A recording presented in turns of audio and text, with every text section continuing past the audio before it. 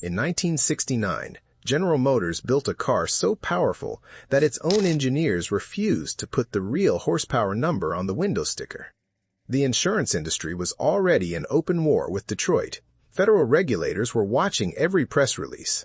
And Chevrolet responded by building something that made all of it worse, a vehicle so far beyond what public roads could safely contain that the company actively discouraged dealers from selling it to the general public. That car was not an exception. It was the logical endpoint of a decade-long escalation that began in 1964 when one engineer slipped a massive engine into a mid-size body and started a war that Detroit could not stop once it started. What followed across the next 6 years was a sequence of machines that insurance actuaries tracked, regulators investigated, and drivers destroyed themselves at a rate that eventually forced the entire industry into retreat. These are the 10 deadliest muscle cars ever produced, ranked not by legend alone but by what they actually did on American roads. Number 10. 1964, Pontiac GTO. The 1964 Pontiac GTO started everything. That fact alone gives it a specific kind of responsibility for what followed. John DeLorean and his engineers at Pontiac took the Tempest platform, installed a 389 cubic inch V8 that had no business being in that body, and created a formula so simple and so effective that every other manufacturer spent the following decade trying to replicate it. The GTO was not the most powerful car on this list. It was the most consequential. Before it existed, American performance cars were either expensive specialty vehicles or purpose-built racing machines. The GTO made that kind of power accessible to a buyer with a moderate income and a driver's license. Insurance companies recognized the problem immediately and began adjusting their actuarial tables within months of the car's release. What DeLorean had created was not just a fast car. He had created a template, and the template was dangerous by design. Number 9, 1968, Dodge Dart GTS 440. The 1968 Dodge Dart GTS 440 demonstrated what happened when that template was pushed beyond its structural logic. The Dart was a compact. Its chassis, its suspension geometry, its brake hardware, all of it had been engineered for a car that weighed considerably less than what the 440 cubic inch Magnum V8 demanded of it. Dodge installed the engine anyway. The resulting combination produced torque figures that the front suspension could not manage cleanly under hard acceleration and stopping distances that the brake system had not been calibrated to handle. Drivers who had experience with full-size Mopar products sometimes understood the difference.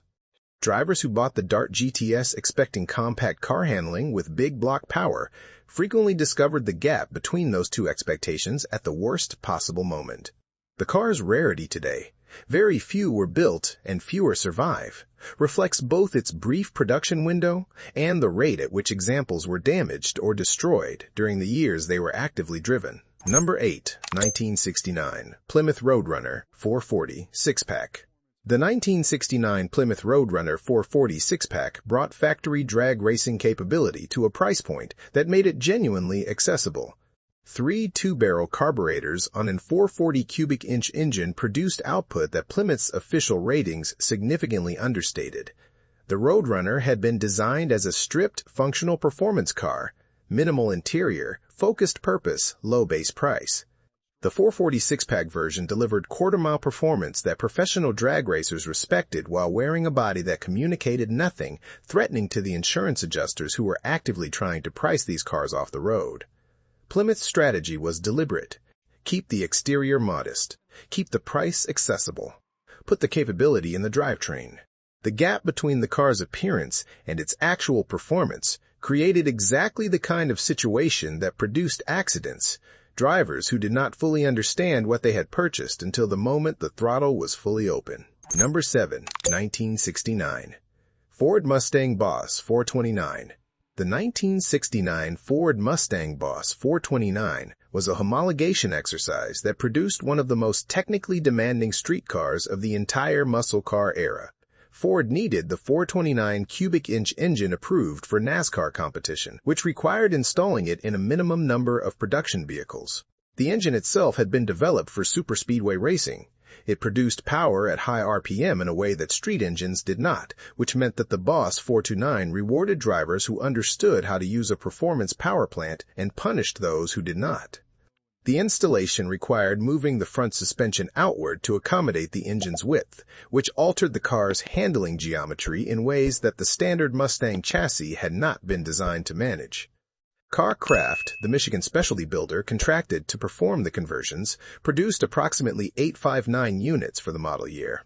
Each one represented a genuine engineering compromise between racing capability and street functionality, a compromise that the roads of 1969 were not equipped to resolve safely. Number 6. 1967 Chevrolet Corvette L88.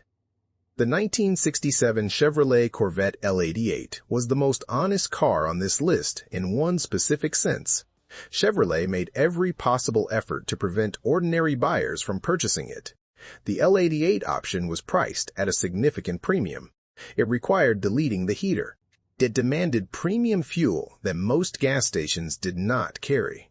The factory rated it at 430 horsepower, a number that anyone who had spent time near one understood as a substantial understatement. Real output was documented above 550 horsepower by independent testing.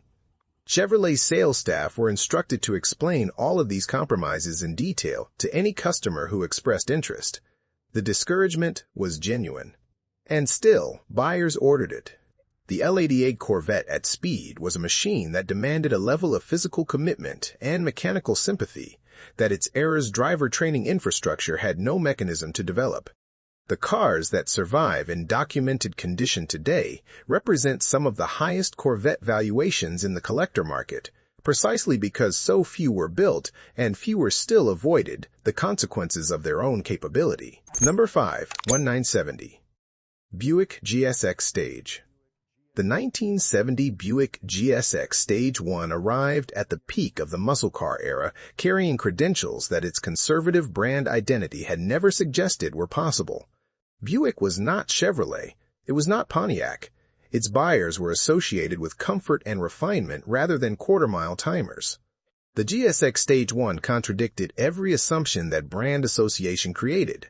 The 455 cubic inch engine produced torque figures that exceeded every other muscle car in production that year, 510 pound-feet, a number that rear tires could not consistently manage regardless of conditions.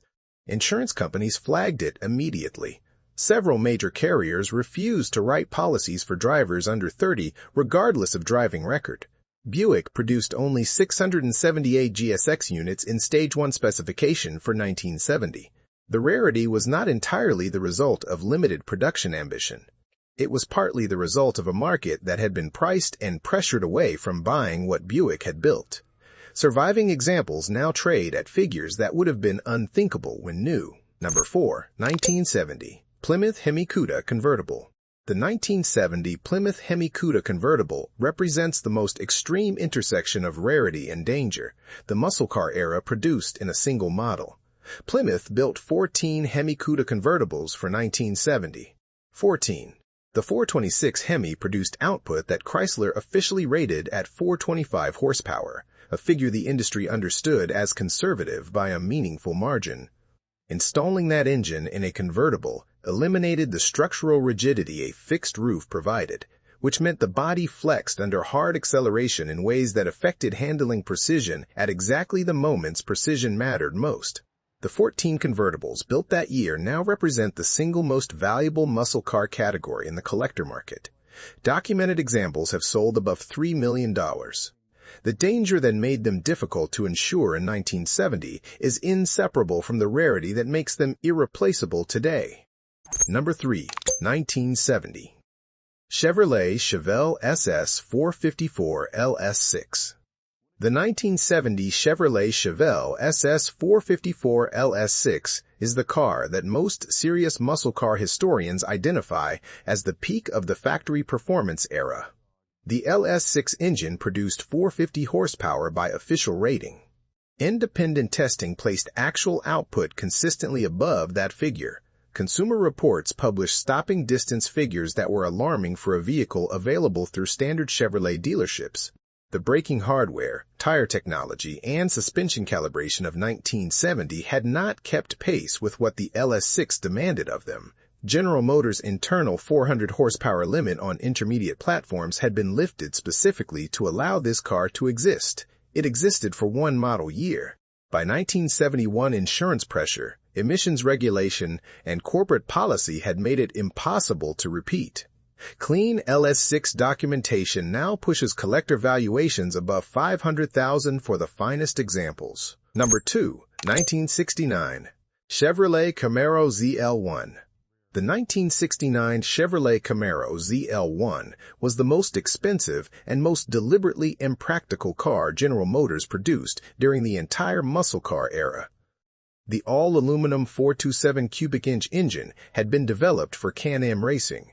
Installing it in a production Camaro required navigating the central office production order system, and the price exceeded $7,000 at a time when a standard Camaro cost less than half that. Chevrolet built 69 units. The aluminum block saved approximately 160 pounds compared to iron block alternatives, transforming the Camaro's weight distribution in ways experienced drivers found impressive and inexperienced drivers found dangerous. The ZL1's official rating of 430 horsepower was a political number rather than a technical one. Actual output was documented significantly higher. These 69 cars are among the most authenticated and most valuable Camaros in existence. A documented ZL1 in verifiable original condition represents one of the most significant finds available to any serious collector. Number 1, 1970, Plymouth Hemi Cuda. The 1970 Plymouth Hemi Cuda closes this list as the car that most completely represented what the muscle car era had become by its final year. The 426 Hemi and the E-body Cuda produced power that the platform's suspension, brakes, and tires had not been engineered to manage at the speeds the engine enabled. Plymouth sold it anyway because 1970 was the last moment when that transaction was commercially and regulatorily possible. Insurance rates on Hemi-equipped vehicles had reached levels that priced many buyers out of coverage entirely. Federal safety standards were tightening. Emissions regulations were approaching that would make the Hemi's fuel requirements incompatible with new mandates. Everyone in Detroit understood the window was closing. The 1970 Hemi Cuda was built with the specific urgency of a manufacturer that understood it would not be able to build this car again. Convertible examples exceed $3 million at auction. Coupe examples with full Hemi documentation regularly trade above $500,000. These 10 cars did not become deadly by accident. They became deadly because an entire industry spent a decade in deliberate competition to build the most powerful machines American roads could legally carry, and then pushed past what those roads could safely manage before consequences forced a retreat. The engineers who built them were responding to market demand, competitive pressure, and a regulatory environment that had not yet drawn its final lines. What they produced was a collection of machines the collector market now values in the millions, not despite the danger they represented, but partly because of what that danger documented. These cars were built at the exact moment when American performance had no ceiling and no governor. That moment lasted approximately 6 years. It produced 10 machines worth remembering. Leave a comment with the one that commands your respect most completely. Subscribe, because the full history of what Detroit built during these years runs considerably deeper than any window sticker ever suggested.